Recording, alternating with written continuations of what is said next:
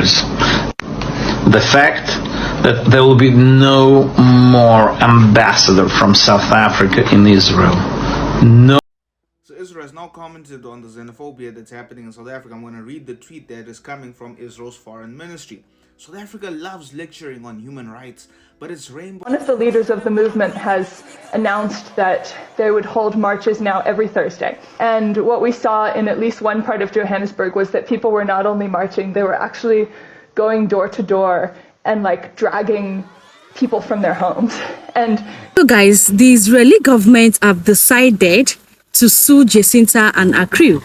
In fact, they sent out a message to South African government.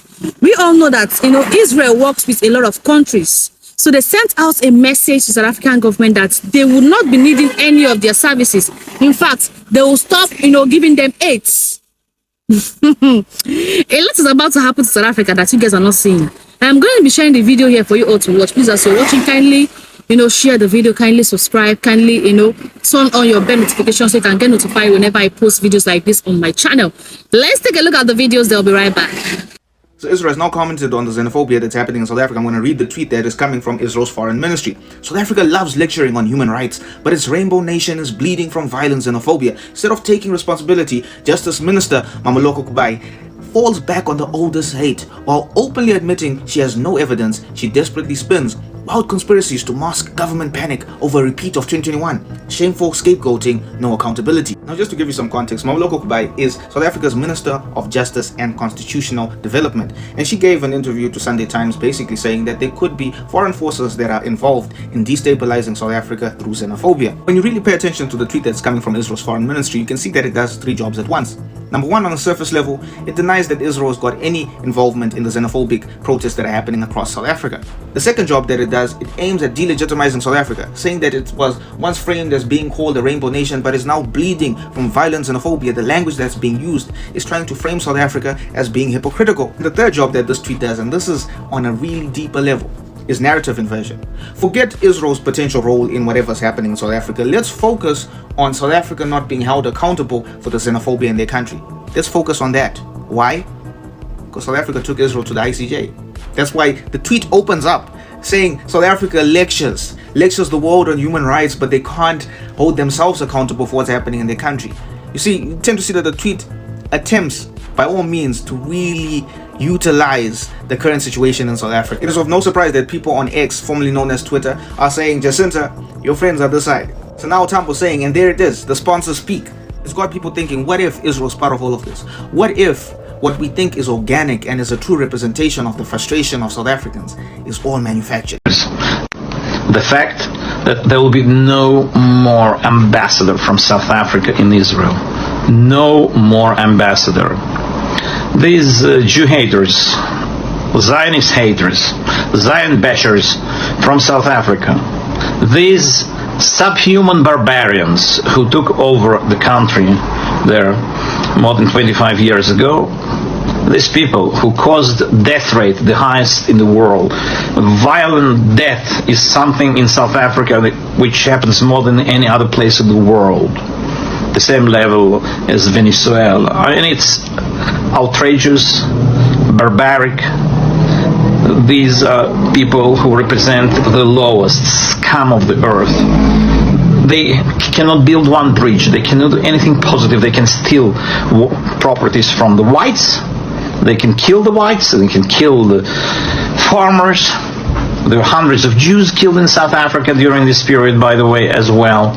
Robbed, killed, and with some constant racial flavor. So they decided that they cannot keep their ambassador in Israel because of Gaza Strip. Thanks God. Get out.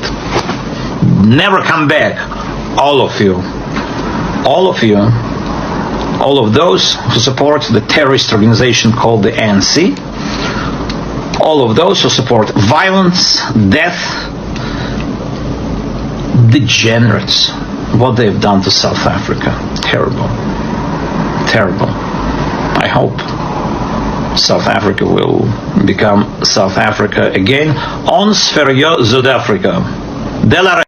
So the Israeli foreign ministry issued a statement condemning South Africa for xenophobic attacks, saying that South Africa presents itself as this virtue of human rights and protector of human rights, when it actually is committing human rights violation as seen in the xenophobic attacks.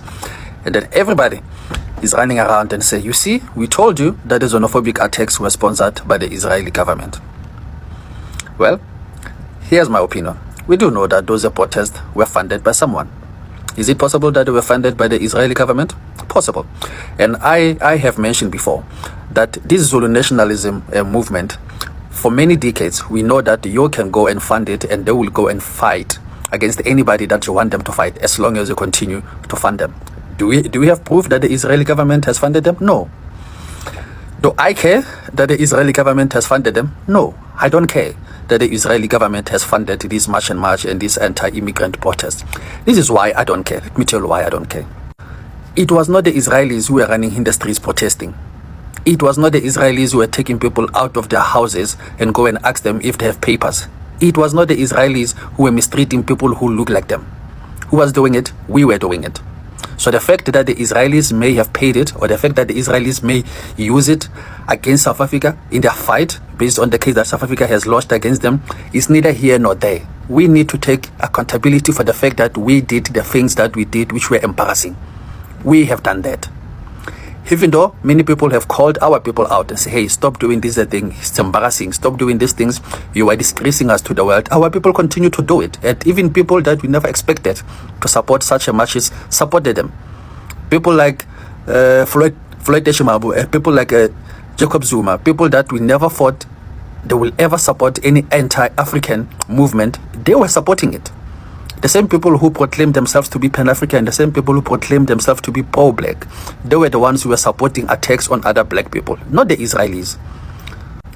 So at some point, we as the people, we need to take accountability. That how is it that someone can leave their own country and come to our country and fund our people to go and hate people who look like them, and our people will take the money and go and do exactly what these other people are telling them to do? That is a very bad reflection on us as a people. A very bad reflection on us. Because how is it that you can be bought by someone else who doesn't look like you, who doesn't even like you, to go and hate people who look like you? Why would you do that? So we need to stop. I am not going to even say any bad thing about the Israeli government. I'm not even going to say any bad thing about it. Because the people who were protesting, the people who were doing those disgusting things are our people, are people who look like me, chasing people who also look like me.